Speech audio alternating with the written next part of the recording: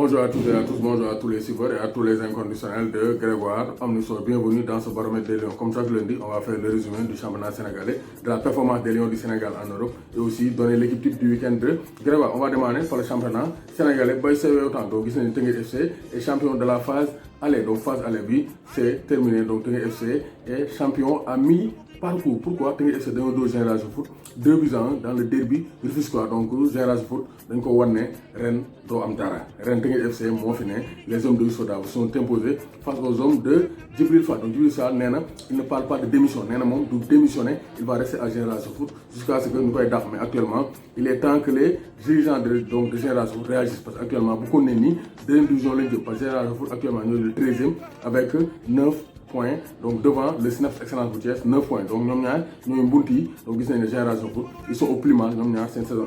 Donc Génération Foot saison doxul. 0 pointé pour Génération Foot. Pour un champion en titre, il y a relégable. Donc alors que tu as la même équipe, ça veut dire qu'il y a un problème. Il avait construit une équipe, donc vraiment donc il n'a pas réussi à maintenir, à consolider les acquis, donc déjà posés, déjà fondés par donc Demba Mbaye, il fallait que Maroc, directeur sportif comme directeur technique dans une équipe, donc Maroc et Nage Indi Aïe, l'air, donc Stade de Mbour, donc une belle victoire des Mbour. Cette fois-ci, Mbour a gagné. Stade de Mbour, Moro Snaps Excellence bu Thiès 2-0 man waa Mbour la moo tax tey moom journée bi neex na. Donc Mbour Petite Côte moo fekk Ndiambour dóor ko 2-1 comme l'année dernière. Mbour Petite Côte moo fekk Ndiambour dóor ko 2-1 donc Abou Silaba Ndiaye donc les Ndiambour donc désolé waa Mbour ñoo leen fekki dóor leen 2-1 donc US Gorée Casa Sport donc 0 but partout match boo xam ne neexoon na y avait du jeu. Jambaar NGB 1 but partout mais cette fois-ci Cheikh Amadou Bamba Dièye n'a pas marqué. Dakar Sacré-Cœur AS Pikine 1 but partout. Donc AS Pikine bu Momo Faye Kaman Thiam Pape Dione moo Ndiaye Chelsea maa ngi di bëggee bu baax a baax au classement Teungueth FC 27 points devance donc Dakar Sacré-Cœur de 8 points. Douane aussi am na 18 points. Donc Douane cette fois-ci Jaraaf da ko fekk dóor ko 1 but à 0. Donc Jaraaf justement moo jël 4e 17 points. Pikine jël 5e 15 points. Donc Ligue 2 Sonacos bu Diourbel dafa nul 0 but partout ak Renaissance. Donc Linguère s'impose en 1 but à 0. Gis nañ ne aussi Duc moo fekki donc Port dóor ko 4 buts à 2. Donc GFC moo dóor 1 but à 0 EJ Fatick. Uzo moo fekki donc Africa Promo Foot dóor ko donc 4 buts à 0. Donc au classement Ligue 2 Linguère moo jël premier en mi-parcours. Linguère moo jël premier 22 points. US Ouakam jël deuxième 19 points. Duc jël troisième 19 points. Donc gis nañ ne donc deuxième division bi Linguère moo koy dominé.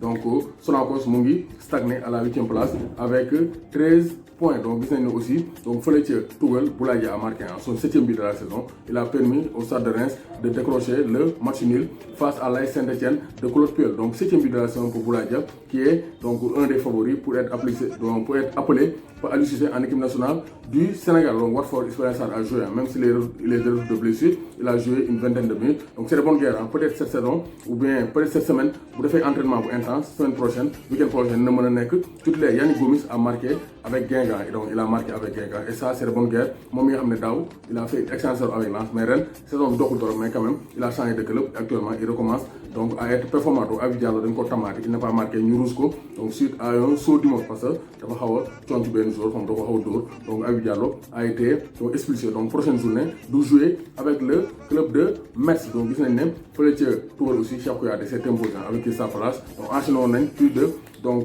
de 6 rencontres sans succès, mais cette fois-ci ils sont imposés. Donc vraiment ça c'est une bonne nouvelle pour Cheikh Kouyaté qui était titulaire mais génn na juste avant la fin de la rencontre. Donc fële ca Turquie Pape Badou Ndiaye moo nekk leader en attendant le match de Demba Ba donc Istanbul Başakşehir et Rizespor bu dóoree. Donc ils vont reprendre la fauteuil donc le fauteuil de leader à Pape Badou Ndiaye et Trabzonspor. Mais Pape Badou Ndiaye a réalisé une passe décisive. Actuellement mu ngi ci forme bu jéggi dayoo. Donc Mbaye Niang a réalisé un doublé et c'est de bonne guerre. Donc Mbaye Niang de retour en forme, il a marqué ses 2 premiers buts en 2020.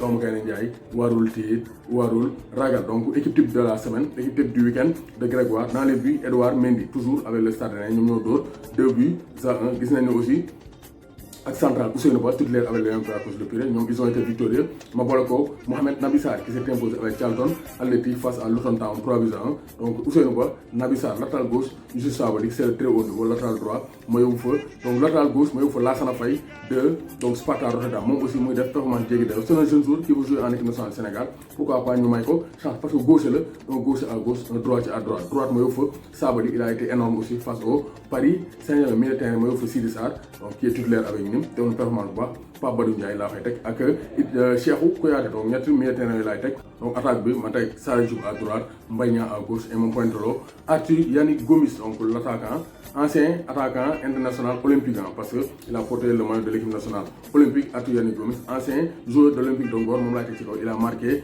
durant ce week-end avec Guingamp en Ligue 2 français donc voici l'équipe Edouard Mendy Ousseynou Ba Naby Sarr Lassana Faye Sabali Sidi Sarr Kouyaté Pape Badou Ndiaye Mbaye Niang Sadio Diouf et Arthur Yannick Gomis.